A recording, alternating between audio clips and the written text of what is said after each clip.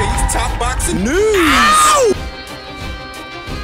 Okay, we'll start with this. On the heels of Alicia Baumgardner's latest victory, her revenge win over Christina Lenardatu, Delphine Persoon, Persoon of interest, to enforce mandatory status, vows, my next fight will be versus Baumgardner. Delphine Persoon, who's getting up there in age but is still a credible threat to anybody at or around these weights. Delphine Persoon smiled, shaking her head once she heard the suggested future options for Alicia Baumgardner, the process to secure her overdue title shot. However, will be no laughing matter. My next fight will be versus Alicia Baumgardner, Persoon told BoxingScene.com. I am the #1 contender with WBC, IBF, WBO, and even the IBO. We are #2 in the WBA behind the former champion Hyun-Mi Choi. We are contacting the sanctioning bodies to get one or more of them to order the fight. Immediately after the fight, Eddie Hearn expressed an interest in putting Alicia in the ring with Chantel Cameron, Katie Taylor, maybe Amanda Serrano. Those are not realistic options at this time, being honest with you. Chantel Cameron is about to fight Katie Taylor for the second time. Amanda Serrano, she's set to defend her undisputed crown very soon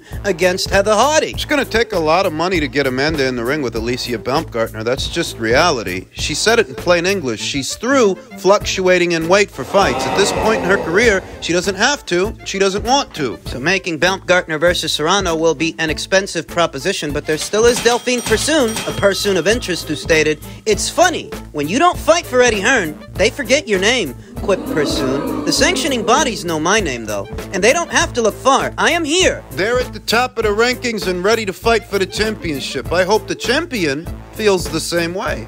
Be honest with you, I don't think Eddie's crazy about that fight. Putting his prized fighter, his stallion, at super featherweight in the ring with Delphine Persoon, who even here today is just as dangerous as she was yesterday. Eddie's a sharp pencil. He knows everything that's going on everywhere, and he has to know that Delphine is Alicia's mandatory challenger, and Delphine versus Alicia is a titillating fight, albeit a dangerous one. It's strange that he didn't mention her as a potential fight, Alicia's potential next fight. There's still a lot of time left in this year. Plenty of time to get Alicia another fight to get her back out there. Here on this channel, there have been some individuals quite vocal about that fight. A Persoon versus Baumgardner fight, because they know, like I know, like you know, that fight is fireworks, but it's a very dangerous fight. So dangerous about it, you ask? Delphine Persoon is a pressure fighter, a relentless one, a persistent pressure fighter. So is Christina Lenardatu. Where do they differ? The pressure from Christina Lenardatu is more intermittent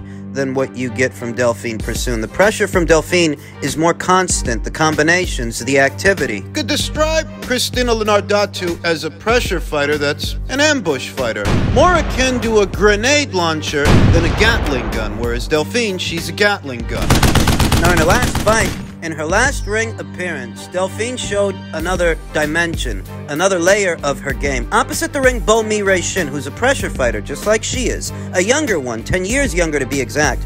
Delphine elected to box and punch. Seldom ever seen her do that. Stick and move, stay on the outside, move lateral. That's a serious break-in character from Delphine Persoon, who more often than not is the aggressor, stepping into her punches and attempting to wear out her opponents. But with Bomac, she knew better than to fight fire with fire, as Bomac is carbon copy, a spitting image of Delphine Persoon in terms of methodology. She gave Bomac that much respect. I don't think that's how she'd fight Alicia. She'd go back to being a pressure fighter with Alicia because that's her best bet, her best chance at victory. The old saying goes, fight the boxer and box the fighter. Bomac was the fighter, the scrappy fighter. So Delphine Persoon elected to box. With Alicia, Alicia's the boxer. So with Alicia, Delphine Persoon will elect to fight. Fight the way she normally fights. Pressure fighting. More often than not, that's what Delphine Persoon is. That's what she does. She applies pressure. That break-in character we saw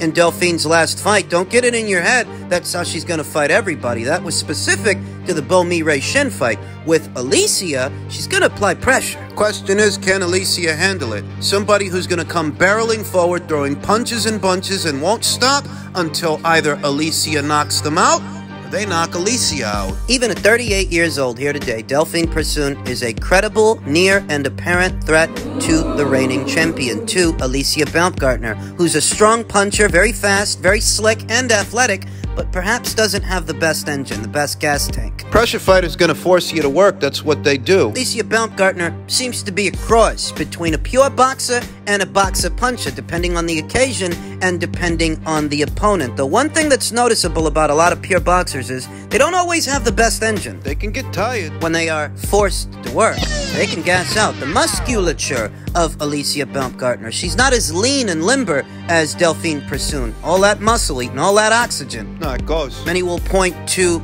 the mid-rounds in the Elham Mekhaled fight, how after having a very strong round, Alicia slowed down considerably, allowing Elham to get back into the fight very briefly before regaining control. Before Alicia regained control, and she did. You know, Delphine Persoon, she ain't the fighter you can afford to gas out with. She's not gonna stop coming after you. Bane of the pure boxer is when they are forced to work, they tend to gas out. Could that happen to Alicia? Delphine Persoon means to find out.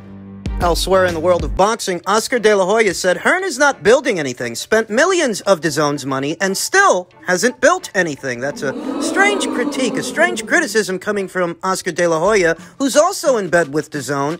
And what has he built? What's Oscar done since jumping in bed with DAZN aside from lose his biggest acquisition, lose Canelo Alvarez, his golden goose? Oscar stated, there's stuff I really can't talk about because of business, but look, listen, he's a great promoter in Europe and the UK. Just let me do my job here and let me take care of business, because obviously he doesn't know the market here. Eddie isn't stopping you from doing your job. He's not stopping you from doing shows and doing your own thing. He's not building anything. He literally just spent I don't know how many millions of dollars of DAZN's money and still hasn't built anything. What fighter has he built? Other than maybe 2 or 3 that are from Europe that do not resonate here in the US. So let me do my job. Let me build my champions here. Let me promote the biggest fights. Like Floyd Mayweather, I promoted all these guys. The Bronze Bomber, Deontay Wilder, and Errol Spence, Canelo Alvarez. Part that he seems to leave out is that while he was battling substance abuse, an entire stable, the entire PBC stable, what became that stable, they were swept from under his nose. Perhaps if he were doing his job, that wouldn't have happened. He continued, when I used to promote on HBO, and Don King was promoting on HBO, and Bob Arum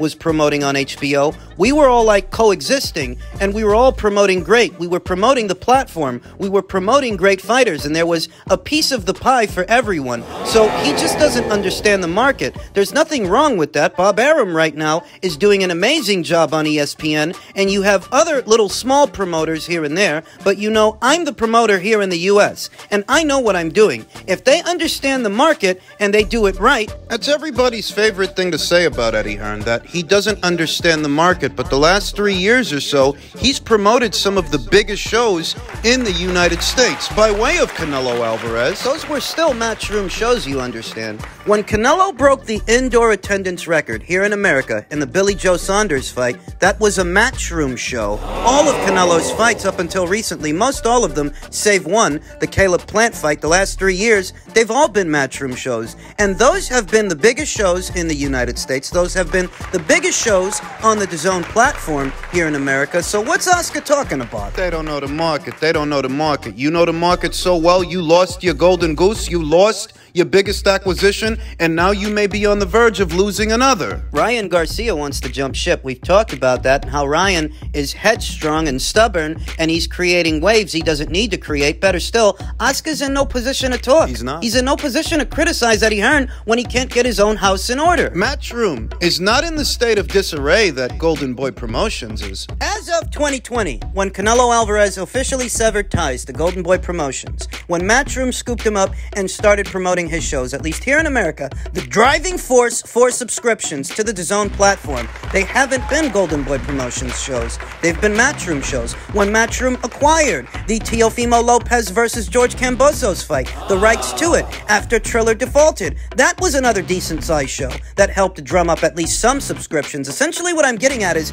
Matchroom is holding up their end of the bargain for the DAZN platform. What fights drive subscriptions for them, or have been driving subscriptions for them, those have all been Matchroom shows, whether you're talking about in the United Kingdom or the United States. Nobody's stopping Oscar from doing his job. Eddie's just doing it better. He's leaving you in the dust. I don't say that from a desire to see Oscar De La Hoya fail. A competitive market, a healthy market, is a great market for everybody, for the fighters, for the promoters, and for the fans, because when everybody's on their toes and everybody's on their P's and Q's, the content is that much better. Better for me and you, but Oscar's getting left in the dust. That's reality. All these shots he's taking at Eddie Hearn, I don't even understand it. Eddie Hearn is not the source, the cause of your problems. It's not the nature of Golden Boy Promotions' problems. The nature of Golden Boy Promotions' woes. He's not the reason Canelo left you. Or Sinicia Estrada. He's not the reason that Ryan Garcia wants to jump ship now. He's not. Now, respectfully, Eddie Hearn's job will become that much harder since he doesn't have his ace in the hole anymore. He doesn't have Canelo to help drive subscriptions for the DAZN platform. Canelo has now migrated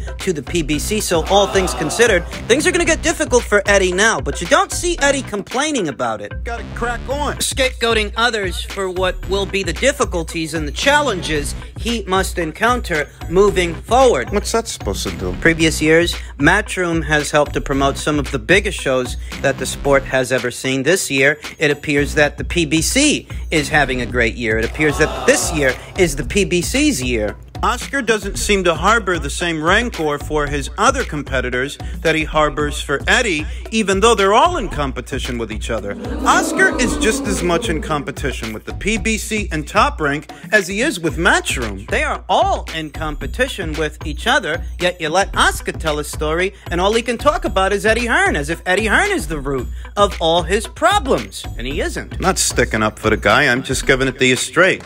If Golden Boy Promotions find themselves in a state of disarray right now, it's not because of anything Eddie Hearn did. You ain't gonna fix the problem being in denial about it. Eddie's not your problem. Never was. If what he's so resentful about is that Canelo Alvarez left Golden Boy for Matchroom, well, Canelo's not with Matchroom anymore, so what are you moaning about? It's childish. It's a waste of time. It's a waste of time for Oscar De La Hoya to make an appearance on the MMA Hour, talking about Eddie Hearn this and Eddie Hearn that, when what he could be talking about is the young fighters that he does have, the young fighters that he has signed. You're a promoter, so promote your fucking fighters and stop worrying about Eddie. You can't get Eddie Hearn to shut the fuck up about his fighters, his male fighters, his female fighters, what shows he's got coming up, what the plans are. This is what a real promoter does. He promotes. Oscar De La Hoya gets that same opportunity to promote his own fighters, the ones he's got in his own stable, and all he can talk about is how Eddie Hearn ran over his cat. Eddie Hearn burnt the toast. He burnt the beans. He got my order wrong. Eddie Hearn this, Eddie Hearn that. Eddie. It's a very unhealthy fixation that Oscar has with young Eduardo. Needs to get his shit together, man. Out of all the fights, I know if you watch Spence, what was the one fight of his victories that this is going to be the fight Crawford's going to really have to deal with? Which fight? I'm going to say no fights because the media put him there. They made Spence who Spence is today. PBC put him there. Showtime put him there. He got a lot of good fights, but there's not one fight that Stamp says to me, oh, that's a great fighter. He's accomplished a lot, but I haven't seen one performance out of him to say, that's a great fighter, we need to kick his ass. Everybody else put him in a position to where he got to, and that label that he got put on him, y'all did that. Part of the media, right? I am part of the media. Okay, all right then. Y'all put him there. Y'all put him. Take it for you guys. To get this ass whooping. Brian Bomac McIntyre, in so many words, is saying that the media helped to propagate Errol Spence Jr. as perhaps a better fighter than he actually is. In truth, every good fighter that is a good fighter, any good fighter, has a bit of hype around them. But I can remember many years ago when Errol Spence Jr. first emerged. When Ring Magazine first decided to rank Errol circa 2017, around there, they themselves admitted that at that time, he didn't yet have the body of work to warrant him being a pound-for-pound fighter on the pound-for-pound list. It was more of a vote of confidence that he would live up to those expectations. I think this is more or less what Brian Bomac McIntyre was talking about when he spoke to Cynthia Conte of the Best Women's Boxing Show, that a lot of what you see with Errol is propagated by the media themselves, and there's very little substance to it. I think that Errol Spence Jr. at minimum... I mean, he's on the Ring IQ pound-for-pound list. I rank him, but I rank him in the lower tier. I cannot say that in the men's welterweight division, Errol has exhibited the same dominance that, say, Naoya Inoue exhibited in the bantamweight division, or Artur Beterbiev in the light heavyweight division, that they don't just beat their opponents, they dispatch them. They dispatch them in sensational fashion, whereas Errol can't even say that he's dominated his opponents at 147 the same way that, say, Crawford dominated his opponents at 140. But he seems to get a lot more press, a lot more coverage, and a lot more plaudits from the pundits than those aforementioned fighters. People in America are only now starting to catch on to Naoya Inoue, and he's already a more accomplished fighter than Errol. Not only has he already been an undisputed champion, he's a 3-division champion attempting to become a 4-division champion. Whereas Errol has only been a champion at one weight. Think about Artur Beterbiev.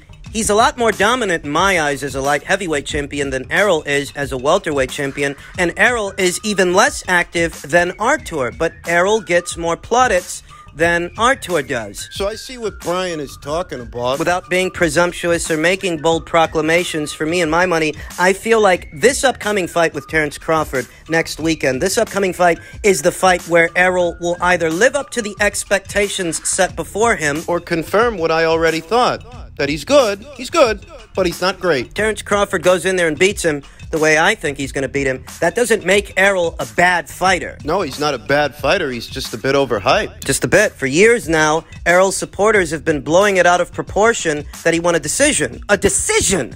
Against the chubby lightweight in Mikey Gersha. Never mind if he won every round or if he dominated him. He's supposed to dominate him. At minimum, he's supposed to dominate him. He didn't stop him. Could you imagine what people would have said at the height of Gennady Golovkin's popularity? Could you imagine what people would have said if he fought a welterweight, a guy who jumped up 2 divisions in Kell Brock? Could you imagine what they would have said if Gennady hadn't stopped him? At that time, Kell Brock was an unbeaten fighter, the same as Mikey Garcia. But Gennady stopped him. Could you imagine what people would have said if Vasyl Lomachenko didn't force Guillermo Rigondeaux to quit?